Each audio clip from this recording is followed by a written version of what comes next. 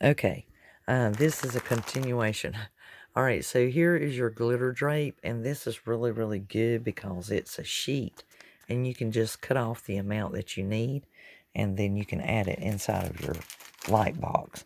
And so I am going to glue this down in the bottom of my box, and then we're going to start placing the ornaments and getting it decorated, and I will be back. One thing I wanted to add about your glitter drape, if you're using that, you want to, even though you're going to cut it 2.5 inches wide, you want to take and double it to where whichever side you got low setting ornaments or items, and you want to build it up, you want to fold that to where you can drape it, you can bring it over, and then you'll be able to put some things underneath this drape to build up your surface. And so when I do that, I'll show you what I'm talking about.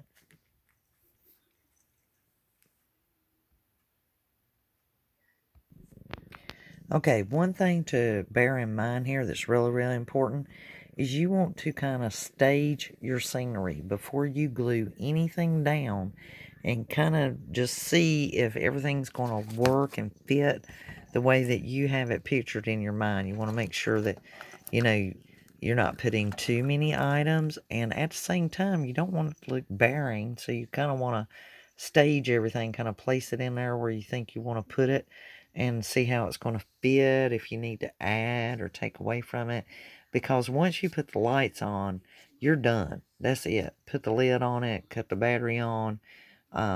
You're pretty much done with your outfit here. So you whenever you're staging it, remember you got to open it in the back, and under mine, under this camper, all the excess wire is going to be behind that camper, so that it's real slim and nicely snug, and really high def, as you could say. And then only the lights are going to come out, and it's going to be hidden in this groove. I'm going to place my wire in this groove and glue it, and I'll show you how I do that. Okay, everybody, another little tidbit is I've taken like plastic, where I have my pins in it, and the little stickers, if you're using those stickers, they're really, really thin, so to build them up so that they sit good in your light box, you could take something like this that's got a rise in it and place your sticker on it, and then I'm going to cut that out with my scissors, trace all, I'm going to cut all the way around it. And then that way when I glue it inside of my box, it'll be thicker, and it'll sit on another surface a little bit easier. And I'll show you how I've staged that. Okay, again, still staging and getting things set the way that you want to. And then remember, you're going to use your low temp, and we're going to bring the lights through the back and start gluing them into this groove and around the box.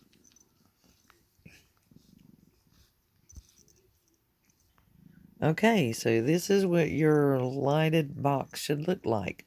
You've got your scene all set up, you've got your snowman, your pine tree, and your little red truck, along with your camper.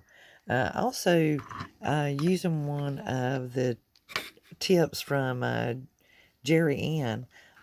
She is just wonderful. I love watching Jerry Ann, and I learned so much from her. So shout out to Jerry Ann. If you haven't checked her out already or don't know about her already, trust me, she is all over YouTube, and she is absolutely wonderful.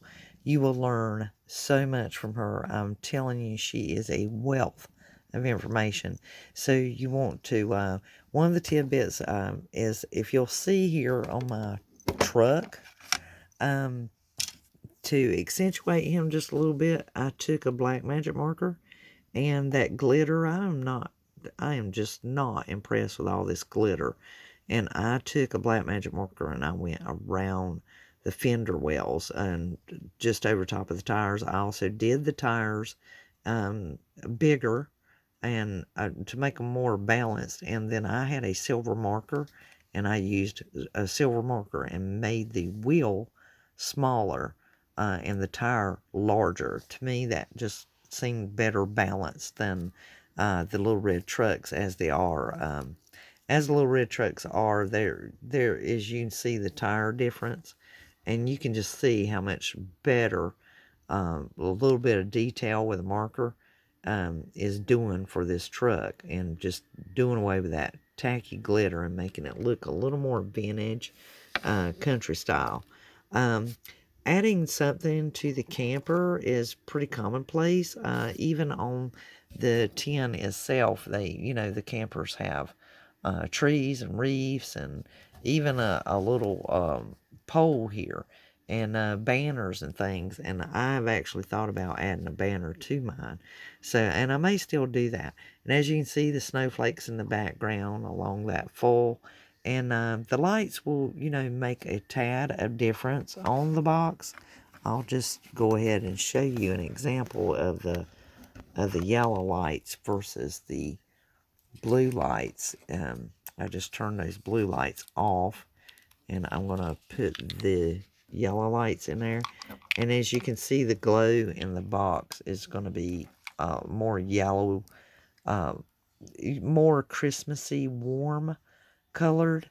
And if that's the look you're going for, then this is definitely, you might want the yellow lights over the blue lights or the red lights.